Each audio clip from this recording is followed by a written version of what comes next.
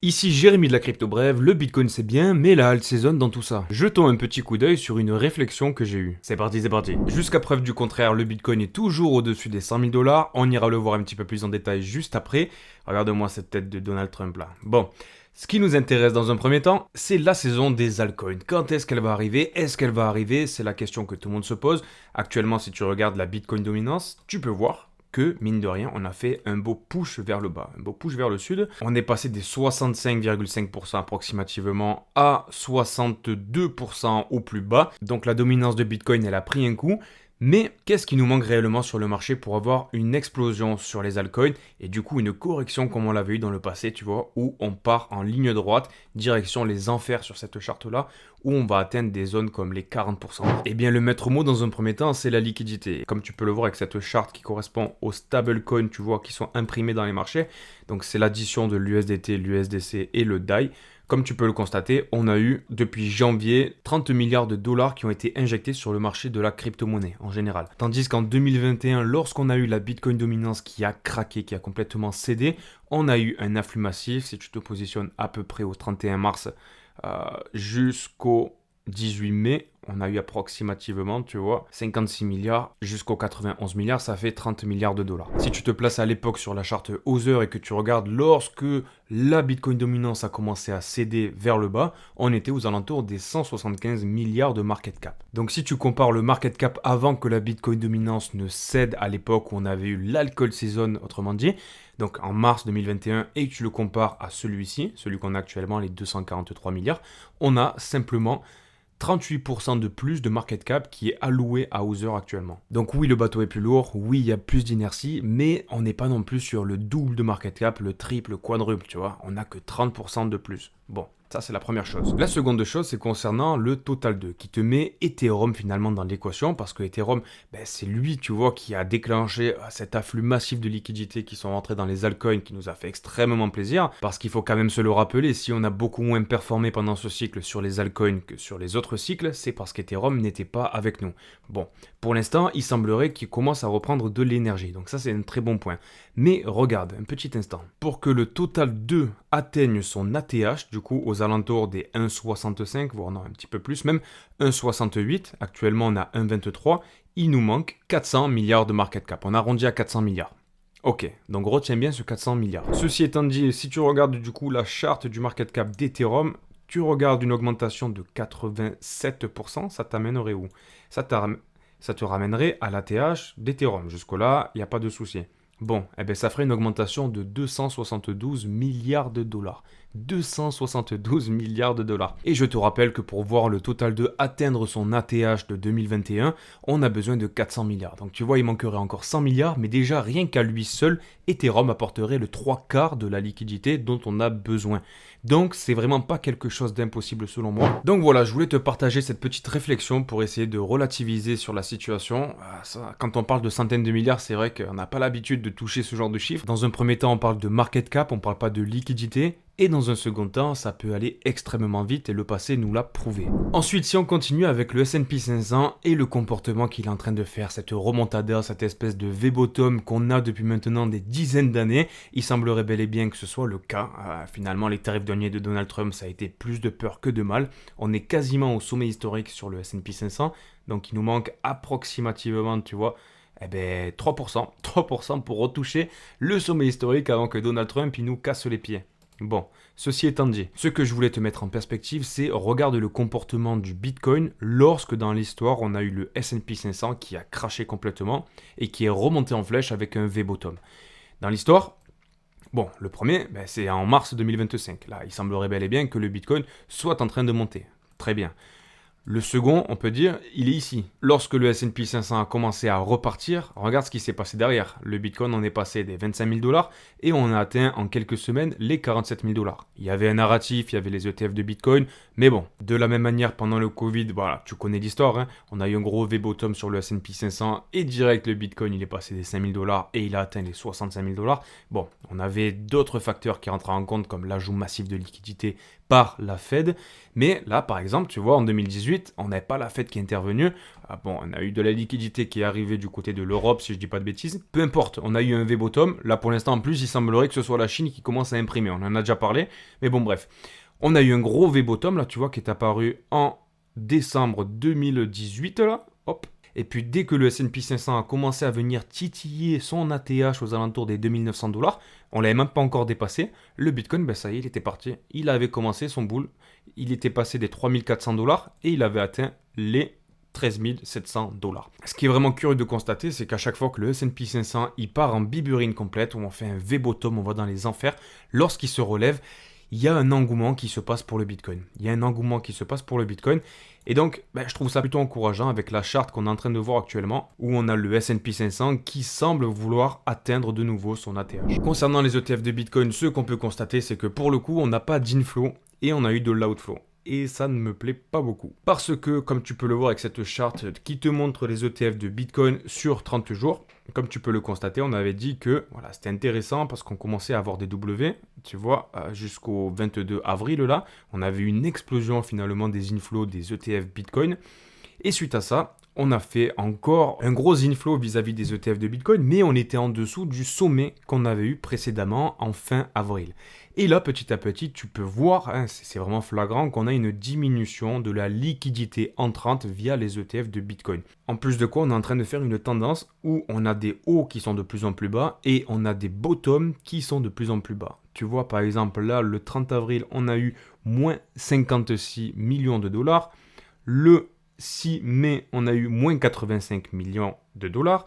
Et là, actuellement, on est aux alentours des moins 91. Donc, c'est clair et net. On a des sommets qui sont de moins en moins hauts et on a des plus bas qui sont de plus en plus bas. On avait eu ce sommet du coup qui était là le 18 novembre 2024 et on a eu le top sur Bitcoin le 16 décembre 2024. Donc finalement, ça nous faisait un décalage de 28 jours, approximativement un mois. Bon, c'était le premier sommet de Bitcoin, après ça a duré jusqu'en début janvier.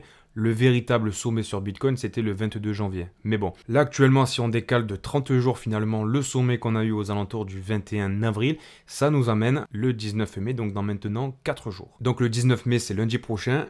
Et voilà, j'aime pas trop ça. Donc honnêtement, si on a une explosion de Bitcoin entre-temps, si d'ici ce week-end, tu vois, on voit le Bitcoin qui va en direction de son sommet historique, on voit les altcoins qui performent bien, je pense que ça ne serait pas déconnant de prendre des bénéfices. Après, tu mesures combien est-ce que tu veux sortir du marché et mettre en stablecoin. Personnellement, tu sais un petit peu comment je fonctionne maintenant, je t'en parle régulièrement. Je vais pas te le répéter, hein, mais tu vois toutes ces vagues haussières qu'on a pendant un rallye haussier, si tu arrives à choper du moins 10, moins 15% par-ci par-là, tout dépend de ton bag, mais ça peut faire des beaux billets.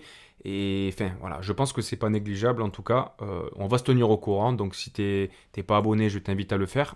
On suivra ça ensemble, voir ce qui va se passer du côté de Bitcoin, du côté des altcoins, des ETF, Michael Saylor, qu'est-ce qui va nous pondre aussi. Et ensuite, pour aller dans la même dynamique, ce que j'ai fait, c'est que j'ai utilisé un indicateur que j'utilise en général pour repérer les tendances, pour essayer de repérer les narratifs, des tokens, patins, couffins.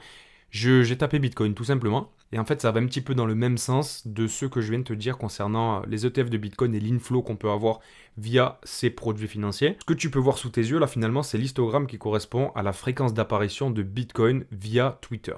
Et donc, tu le sais que c'est un indicateur finalement de sentiment. Et lorsqu'on a des pics, en général, tu vois, ça annonce que par la suite, on peut avoir un top sur le Bitcoin. Si tu regardes par exemple ce qui s'était passé en décembre 2024, on avait eu un pic, tu vois, après quoi on avait une descente ADA, on avait une correction du coup de l'apparition de Bitcoin sur Twitter. Le 5 décembre, on a eu ce pic. Le 5 décembre, et si tu te concentres sur le Bitcoin, qu'est-ce qui s'était passé? On a eu notre pic, on va considérer celui-là, d'accord, le 16 décembre. Donc on se décale de 11 jours. Et on a le pic sur Bitcoin. Donc on a eu ce pic, cet ATH d'apparition de Bitcoin sur Twitter qui a annoncé le top sur Bitcoin 11 jours avant. Et actuellement, je te montre factuellement la data que j'ai, d'accord? Après, c'est à toi de te faire ton propre opinion. On a un pic qui semble bel et bien être apparu le 8 mai 2025. Le 8 mai 2025 et derrière, factuellement, on peut voir qu'on a des barres qui sont de moins en moins grandes. On a des creux qui sont de plus en plus bas avec des sommets qui sont de plus en plus bas aussi. Tu connais mon opinion, mes analyses, je te partage tout sur le Bitcoin, d'accord? On avait dit que sur avril-mai, il allait se passer quelque chose sur le Bitcoin, que les crypto-monnaies, on allait avoir un regain d'intérêt. C'est ce qui s'est passé et je t'avais dit que d'un point de vue un petit peu plus macro, lorsque tu dézoomes sur la situation, on avait tendance à avoir une convergence de plein de paramètres qui a mené le Bitcoin à corriger, tu vois, avant la reprise des tarifs douaniers de Donald Trump. Donc là, c'est d'un point de vue macro.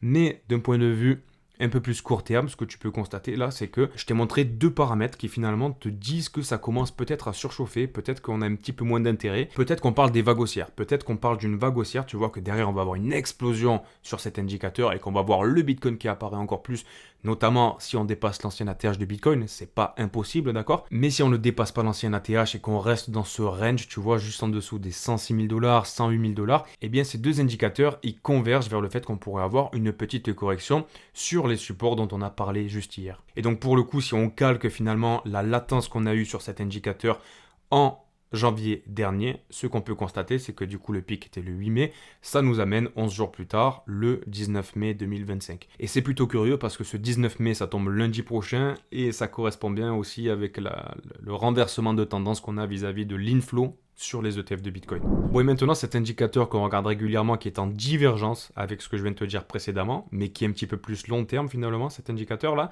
c'est le long term holder supply. Ok, ce que tu peux constater, c'est qu'on a encore de l'accumulation.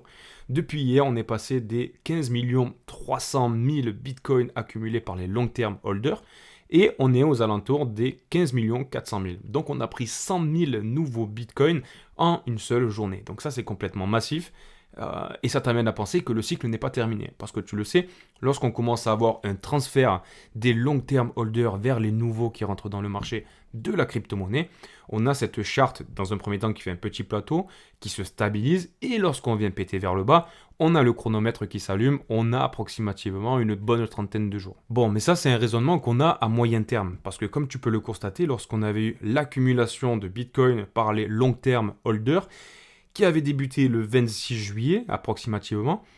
En direction du 6 septembre, on avait eu un mur d'accumulation, mais ça n'avait pas empêché le Bitcoin de faire des corrections, tu vois. Là, boum, correction, là, correction, là, correction. Mais si tu te recules de la charte, que tu dézoomes un petit peu, tu vois bien que la tendance, elle était quand même haussière. Si on regarde rapidement le Bitcoin, actuellement, on peut constater qu'on est aux alentours des 103 000. On oscille entre les 100 et les 105, ça bouge pas, donc il n'y a pas vraiment de nouvelles. Mais on est en train de faire une structure qui est plutôt sympatoche. Tu vois, depuis le 13 mai 2025, on a fait une jambe haussière, là, tu vois, qui nous a amené juste en dessous de notre ATH de 2025, on va dire, aux alentours des 105 800 $.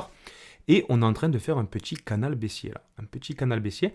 Et ça, c'est plutôt sympathique. Parce que tu le sais que les canals baissiers avec une jambe haussière qui rentre à l'intérieur, tu es censé retrouver la jambe haussière qui t'a amené dans ce canal en sortie.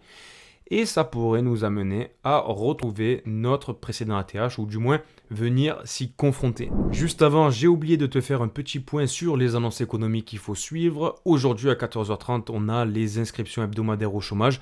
Dans la philosophie, ce qu'on aimerait voir, c'est de plus en plus de chômeurs. C'est un peu bizarre de dire ça, mais ça permettrait du coup de rajouter un peu de pommade là à Jérôme Powell pour le pousser à baisser les taux d'intérêt. On a eu l'inflation qui a baissé, le PIB qui était plus bas. Avoir plus de chômeurs américains, ce serait pas vraiment bon pour l'économie, mais ça pourrait forcer la main de Jérôme Powell. En news sympatoche autour d'Ethereum, on a la fondation qui lance un nouveau fonds qui s'appelle Trillion Dollar Security. L'objectif, c'est de créer de nouveaux wallets, d'améliorer les smart contracts et de rendre l'expérience utilisateur plus agréable.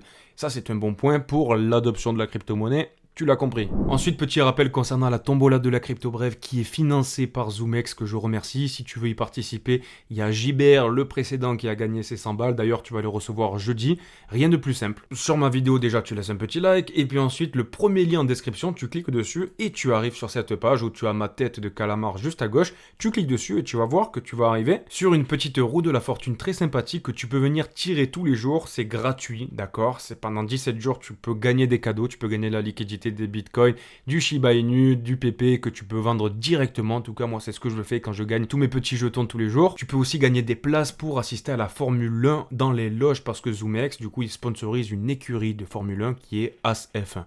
Donc, tu vois, tu as plein de petits cadeaux autour de la Formule 1. Et en plus de quoi, lorsque tu fais ton premier dépôt de 100 $, tu récupères 50 € qui te tombent dans les mains gratuitement. Tu participes au giveaway à la tombola de la crypto bref que je réalise avec mon petit saladier. Il n'y a pas de KYC et il y a les frais les plus bas du marché. Donc, si vous voulez trader, faire des échanges, ZoomX c'est un bon parti, si c'en était pas un, je ne t'en parlerai pas et dans tous les cas, moi c'est ce que j'utilise comme exchange centralisé. Pas besoin de mettre ton passeport et ça c'est cool. On a Donald Trump qui, comme à son habitude, aime bien aller faire la manche et là pour le coup c'est le Qatar qui lui promet 1200 milliards d'investissements sur le sol américain. C'est un engagement économique qui est pas négligeable. Un jour ou l'autre, les Américains ils vont récolter le fruit de ce qu'il est en train de faire Donald. Et du côté d'Ethereum, ce qu'on peut constater qui a été relevé sur Arkham par CryptoGoose, on a des whales qui accumulent de plus en plus d'Ethereum. Donc c'est tout récent et on peut voir que c'est des dizaines de milliers d'Ethereum qui sont accumulés. Ensuite, concernant Syrup ou Maple Finance, t'appelles ça comme tu veux, on a plein d'influenceurs qui commencent à ouvrir les yeux sur ces projets-là qui sont complètement sous-évalués. Si vous allez voir dans nos vidéos sur la crypto bref, ça fait maintenant quasiment 1 an qu'on le voyait. On avait une TVL de malade mental, tandis que le market cap était complètement ridicule.